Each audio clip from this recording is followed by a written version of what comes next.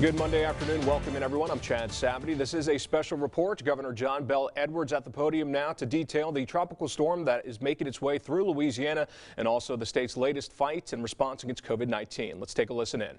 That tropical storm did make landfall yesterday in southeast Louisiana near Grand Isle. The storm could have been a lot worse, I'm very thankful to say. We were largely spared from the most significant impacts that had been forecasted. Many weather officials have said we were fortunate, in fact, to avoid many of the flooding and storm surge issues that had been predicted. And some of these issues did materialize, but they were further east. And that's because over the last 48 hours, the track of the storm itself moved east, and we always knew that the east side of the storm would be the worst. That being said, state and local officials are still responding to a few issues. For example, I know that at Fontainebleau State Park in the Mandeville area, 10 people were rescued by the Mandeville Fire and Rescue Team. 19 others were evacuated from cabins by park employees. We're very thankful for that. Down in Jefferson Parish at Grand Isle, the city has requested 5 additional emergency pumps with a fuel truck and an operator. I can tell you the Corps of Engineers is providing the pumps. Jefferson Parish are transporting them. In addition to the 5 pumps already provided by Jefferson Parish and by CPRA and the 11 permanent pumps on Grand Isle, there are 26 pumps that are trying to move the water off of that island. I can tell you that happened because a back levee, one on the bay side, on the north side, actually was overtopped by a storm surge. CPRA will be working with local flood authorities to begin opening floodgates today across the coastal zone as soon as it is safe to do so. At this time, 371 gates remain closed. 13 roads were closed during this weather event. Many have either reopened or will reopen very shortly as water recedes. As always, you can visit 511la.org to see real-time updates on road closures. There were just short of 4,000 power outages due to this tropical storm. I think 3,997 was the last number that we got from the Public Service Commission. And even though the immediate threat from Cristobal has passed, there is the potential for more heavy rainfall as some of the trailing rain bands continue to move through the area. And of course, the only danger we have for significant flooding is if one of those bands basically becomes stationary and sits and dumps a lot of rain on one area. If that happens, flash flooding and some river flooding could occur. So everyone needs to continue to be on guard. Tides remain elevated, and a coastal flood advisory is in effect for all coastal areas, as inundation of less than 3 feet will be possible during high tide today. Overall, Tropical Storm Cristobal provided the state with a good test of our hurricane response and preparedness, including adjustments needed to deal with the COVID-19 conditions. And this includes all the coordination necessary with our local partners at the Offices of Emergency Preparedness, whether it's for potential sheltering needs, nursing home support, placement of equipment such as pumps and generators, the current status of levee work in areas that continue needing upgrading and potentially immediate emergency attention. If you haven't already done so, I do encourage you to please go to getagameplan.org and stay prepared with emergency supplies and evacuation plan and emergency communications for your family and for your business. And you should remember, this was only week 1 of the hurricane season. It is predicted to be a busy hurricane season with above average activity throughout. So please keep your guard up. If you were someone who, like me, prayed that Tropical Storm Cristobal would not do much damage to our state, now is a good time to offer up that prayer of thanksgiving as well. So I'd encourage you to do that. Switching gears now to COVID-19. For today's testing update, we're reporting 234 new positive cases on 8,507 tests. That is a lot of tests for a Monday, and I think that's indicative of the testing effort that we have going on across the state of Louisiana with many partners. That's a 2.7% positivity rate on the tests that we're reporting today. Sadly, we are also reporting 6 new deaths, which brings the total deaths to 2,831. We have 7 more patients in the hospital with COVID-19 across the state of Louisiana, 582 in total, than we were reporting yesterday, with 3 less on ventilators. We have 71 patients across the state who are COVID positive on ventilators. We always update the presumed recoveries on Monday. You can see that we now are reporting 33,904 patients have recovered. Some of the mobile testing sites across the state closed due to the storm, but they will be reopening soon. In fact, I expect them to start opening tomorrow. We will update you as they come back online. Hopefully, many people stayed home this weekend as Cristobal made its way through the area. But as we move further into the summer months, please keep in mind that there still is a lot of COVID out there. We want the positive trends that we've been able to see over the last number of weeks to continue. And I will tell you, one of the most heartening things is we're now 2 weeks removed from the Memorial Day weekend, and we have not seen the surge in cases or hospitalizations that could have come with that increased mobility and the contact that we saw happening across the state of Louisiana. I think a good reason for that is much of it was outdoors, and many people do continue to wear masks and to socially distance, and which is what we're asking people to continue to do. I was encouraged today by a new LSU survey showing that 62% of the people say that they either always or very often wear face coverings when outside the home. That's an increase from April when only 48% gave that same answer. And 76% of people agree that wearing a face covering is the responsible thing to do. And it certainly is. And that's why the CDC has recommended it, and that's why the Office of Public Health as well. And to update you further, on Monday, as you know, we update the number of deaths by race. As of today, 53.2% of deaths from COVID-19 in Louisiana are of African Americans, which is lower than it had been previously. You may remember the first time we reported, I think it was just shy of 70%. But 33% of our population is African American. And so we can still see that this disease is still having a disproportionate impact upon the African American population here in Louisiana, and that's really true across the country as well. But that's why we here in Louisiana several weeks ago created the Health Equity Task Force, and it's also why the work that they're doing is so important.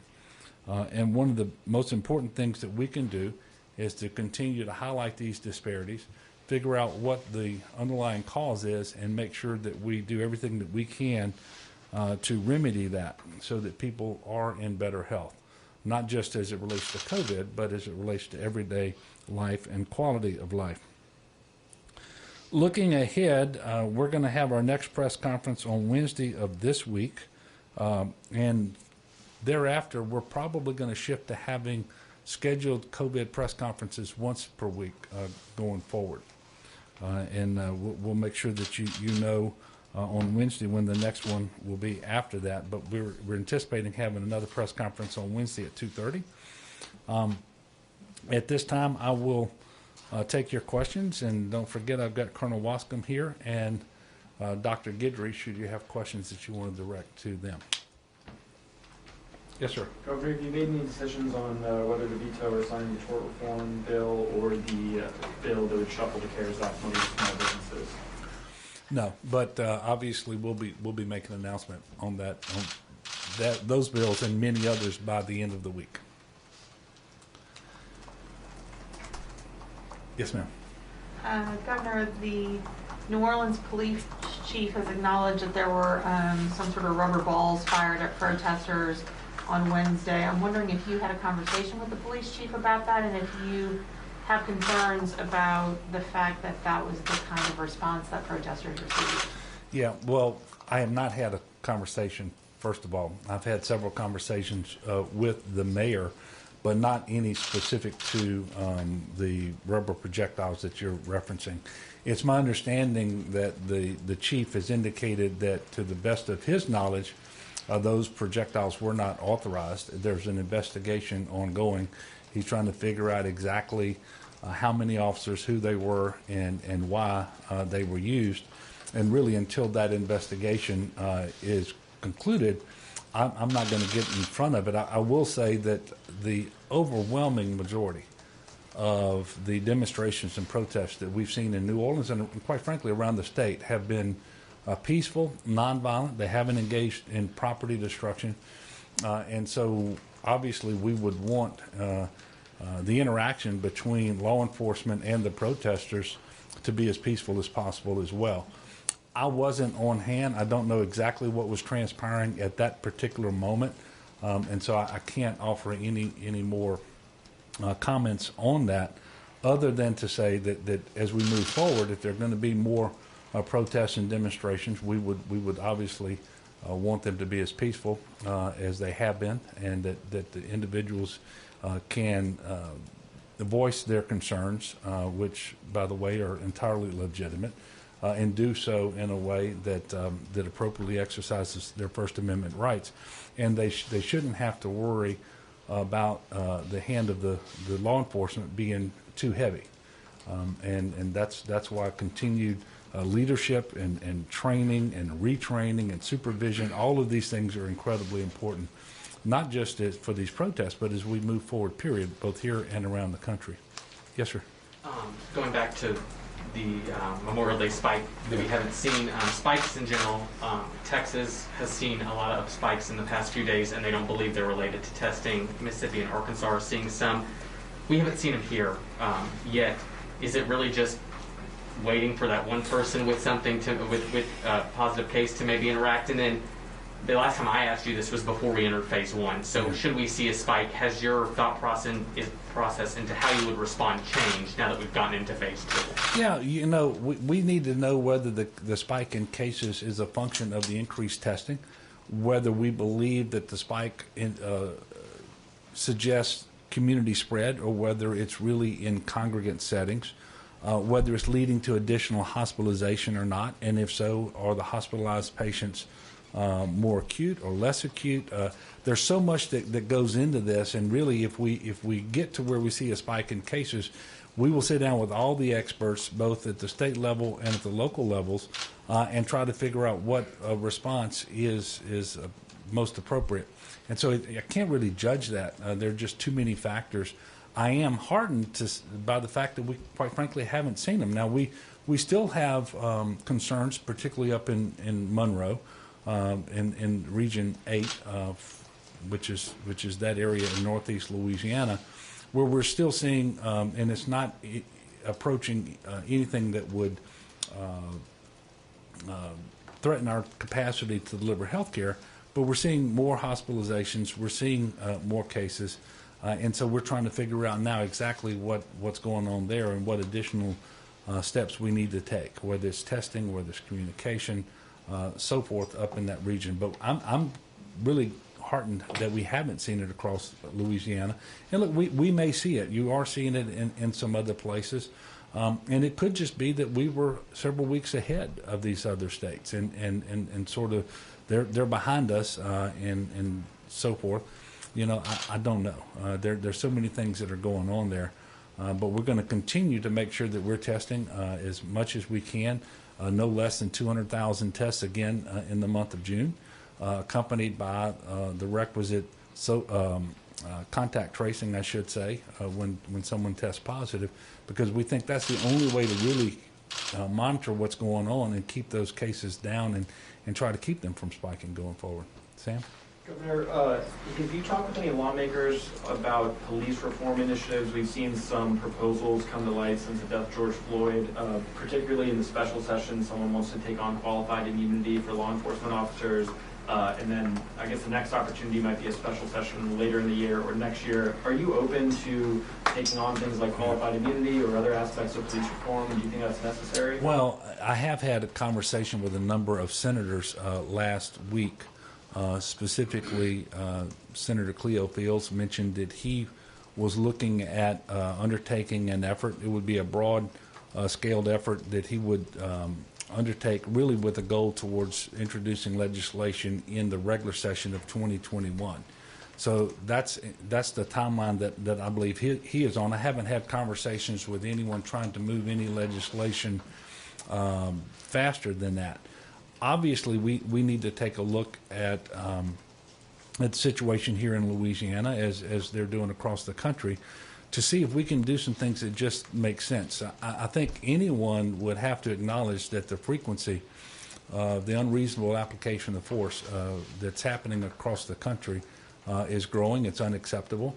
And whether it relates to the selection of officers, the recruitment of officers, and their training, their supervision, their retraining, all of these sorts of things, or all of them. You know, I think it all bears a close scrutiny, and I will certainly work with them to make sure that we're doing our part in Louisiana.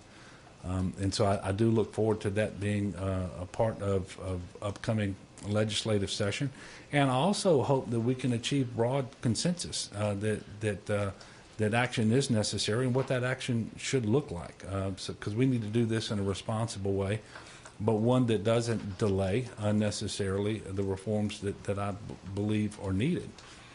Do you support the effort to, defund police departments, take a look at how much we're spending on law enforcement and allocating that money elsewhere? Yeah, no, I'm not here to advocate defunding police departments. I mean, we still have crime out there, and when you invest in appropriate police work, whether it's a sheriff's office or a police department, you are investing in the community, but it does need to be appropriate, and we need to make sure that we're doing everything we can to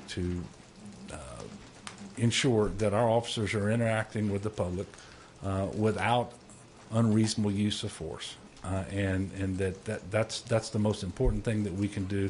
I think some reforms are necessary here and as elsewhere in order to make sure that happens. Yes, ma'am. Governor, have you talked to the Republican legislative leadership about the various tax breaks at this point? Are there any ongoing conversations about what they're considering and what you'd be willing to sign, and is that part of negotiations? Yeah, no, we've had some conversations. They're generally at a high level, and just discussed the need to be able to pass a reasonable budget to make sure that we can continue to deliver the essential services and meet our most pressing needs and priorities in the state of Louisiana, and doing so in light of a revenue estimating conference forecast that is almost $900 million less than current year. And so we, even with the CARES Act, we still have challenges there.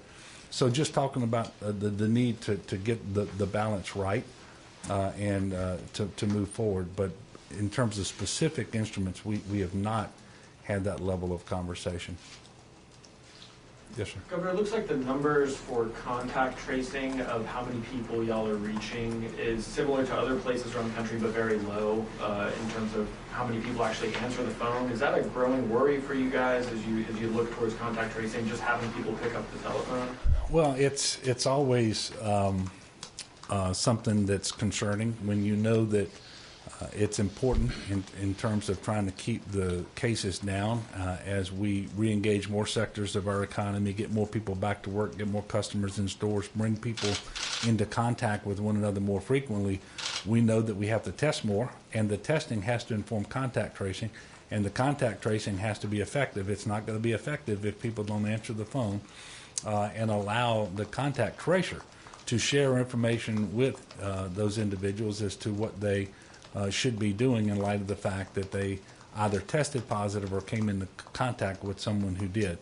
So we do encourage people to look for those calls and to take those calls and to participate.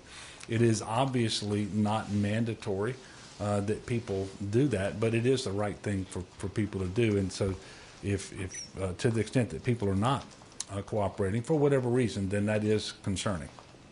Do you think it's started to thwart the state's effort to respond to the coronavirus? Or do you think we're still doing that? Yeah, no, I'm not going to say it's thwarting our efforts.